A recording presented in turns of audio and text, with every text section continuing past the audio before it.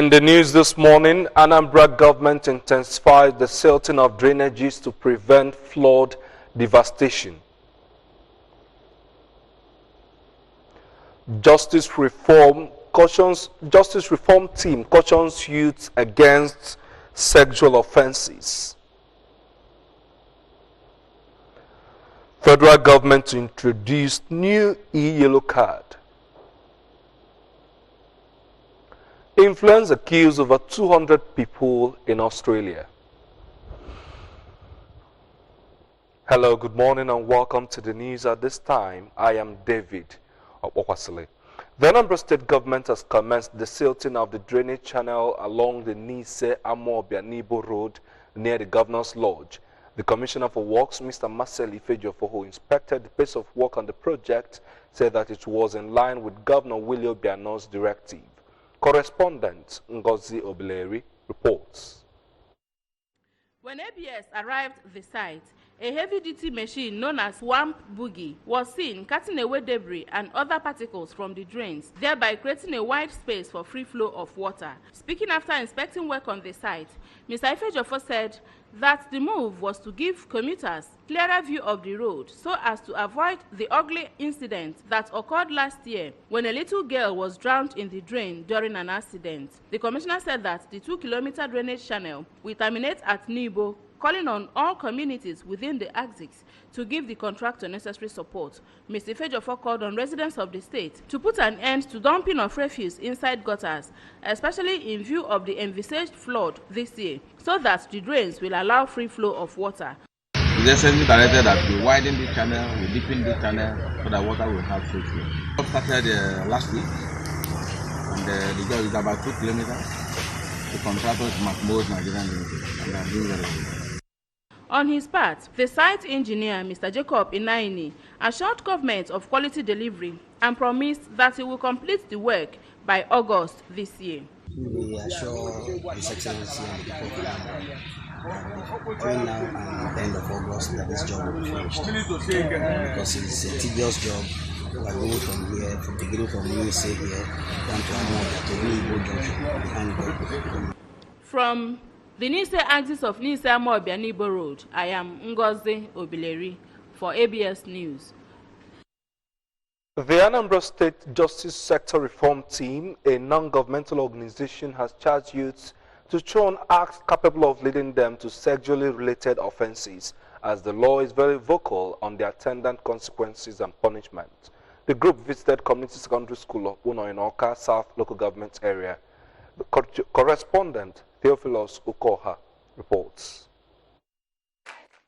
Speaking on the notable key factors on rape, defilement, and sexual assault, Mrs. Rosalyn Okeke, who gave brief explanation of what it means to be guilty of rape or other sexually related offenses, urged the students and youths in general to be bold to report such cases as the law is readily available for redress. She pointed out that offenders less than 14 years will have a maximum of 14 years imprisonment, while in cases of rape by a group of persons, the offenders are liable jointly to a maximum of 20 years imprisonment without option of fine. What the team does is to make sure that we have speedy justice delivery in the state. We create awareness of the existing laws in the state. And where we have obsolete laws, we make sure that the laws are reviewed to make them up to date. While talking on the possible causes of involvement into sexually related offenses, Mrs. Stacy Obuekwe, who listed lack of self-control, indecent exposure, greed, and unguarded movement, told the students to shun frequent visits to male houses while unaccompanied. They were also told to keep themselves busy with their studies, home chores, or other engagements. It is because we don't talk about it. It is because we keep quiet or we are ashamed of talking about it. That is why they are doing it the more. The perpetrators should be shunned. They should not be encouraged. Or I sit on there, skipping dress. No, let us show love to the victims. Mrs. Chioma Obieke, on her part, enumerated the benefits of child rights law and advised young people to report any suspicious advances, especially the idea of young girl being called my wife. The principal of the school, Mrs. Regina Ofedu, and some of the students, including Miss Miracle Machuku and Master Onyeman Dubisi, thanked the group for the sensitization. Knowledge is power. Once you're ignorant of something, I don't think that there is a way you can make proper use of that thing. But now you all have opened our eyes to know the proper thing to do, because some of our parents are hiding these things from us. But you all have come this day and opened our eyes on how to live in the society. I'm so much grateful. Theophilus Okoha reporting for ABS News. The Anambra State Command of the Federal Road Safety Corps says it has set a target to reduce road accidents by 25% this year. The State Sector Commander of the agency, Mr. Andrew Kumapai, stated this during the 2019 second quarter of the Federal Road Safety Corps retreat in Oka. Blessing Uchendo has details. Clearing the ceremony open, Mr. Kumapai said the retreat offered a platform to reflect and take stock on the activities of the Corps and to draw a roadmap to ensure effective implementation of the set goals.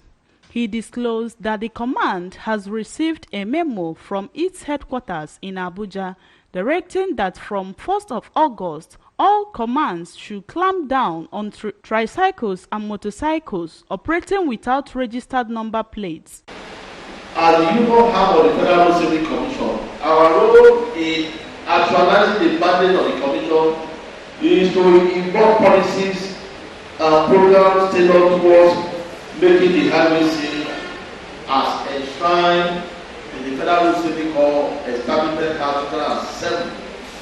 In their various presentations, the commander in charge of Benin-Asaba-Oka Corridor, Mr. Christopher Kuji, and the head of General Studies of the Federal Road Safety Corps Academy, UDI, Enugu State, Mr. Adeyinka Adedoyin, lamented that about 1.2 million people die daily through road mishaps across the globe and called for strategic partnerships in providing improved road infrastructure with road signs and good designs, raising safety standards and enlightenment of road users, among others. In his goodwill message, the state coordinator, Special Marshals, Mr. Ben Osaka, said the retreat will enable them to streamline their strategies for the implementation of the goals and urged participants to put the knowledge garnered into good use. I appreciate all of the marshals who are here.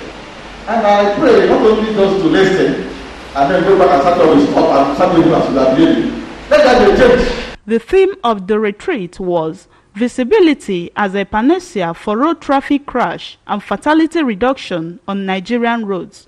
From Federal Road Safety Headquarters, Oka, Blessing Uchendo, ABS News. From there, now we move to Abuja, where the Anambra State Townspeople Association, ASTPA, in Abuja has promised to work with the ABS Abuja Bureau to achieve the vision of the state government. The President General of the association, Engineer Ike Iwanofu, stated this when the Anambra liaison officer, Mrs. Agatha Manafa, introduced the bureau crew to the association. Michael Ame has details.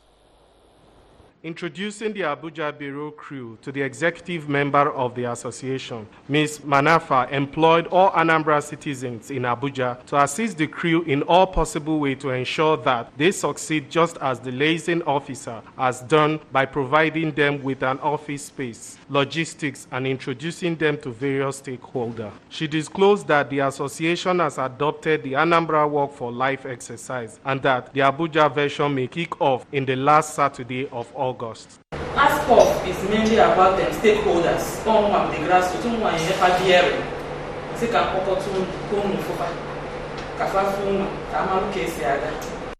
Responding, the President General, Engineer Iwenofu, promised that the association and all the state communities in the FCT will work closely with ABS crew, especially with the upcoming Anambra Day celebration in Abuja. He encouraged the ABS Bureau crew to be dogged in their pursuit for recognition in the capital city, not minding the challenges. Earlier, the ABS Abuja Bureau Chief, Mrs. Ekwi Ajide, told the association that ABS crew was in Abuja to provide the Anambra with a platform to be heard and to market their goods and services. If there are celebrations that your communities have here, why not we can do that?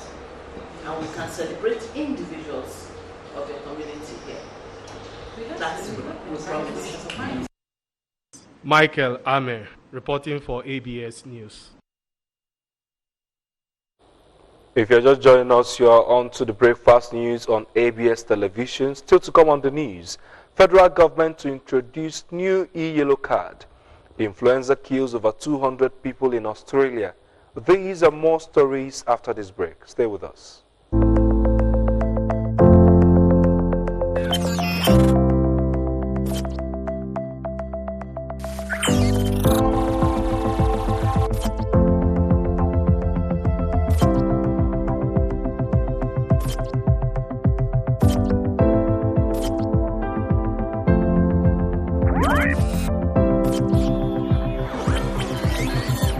ABS, Heartbeats of the East.